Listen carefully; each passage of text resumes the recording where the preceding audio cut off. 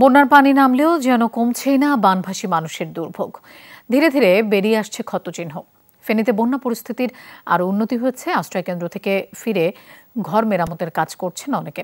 বন্যার পানি কমে যাওয়ার সাথে সাথে শুরু হয়েছে নদী ভাঙন। স্থানীয় প্রশাসন জানিয়েছে এখন পর্যন্ত বন্যায় 29 জনের মৃত্যু হয়েছে। Redmi 13 স্টাইল বানাই দুনিয়া কাঁপায়। এখনও জলমগ্ন রয়েছে নোয়াখালীর 5টি উপজেলা। আশ্রয়কেন্দ্রের দিন কাটছে বানভাসী মানুষের।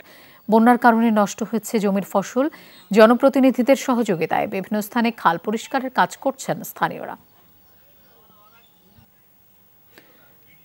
কুমিল্লায় এখনও পানিবন্দী কয়েক লাখ মানুষ। তবে বুড়িচংয়ের বেশ কিছু এলাকায় নেমেছে বানের জল।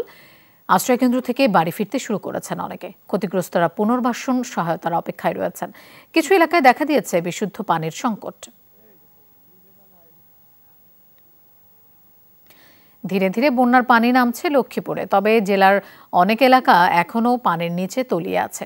খালবিল দখল থাকায় বানের জল নামতে সময় লাগছে। চরম ভোগান্তিতে দিন কাটছে দুর্গত এলাকার বাসিন্দাদের।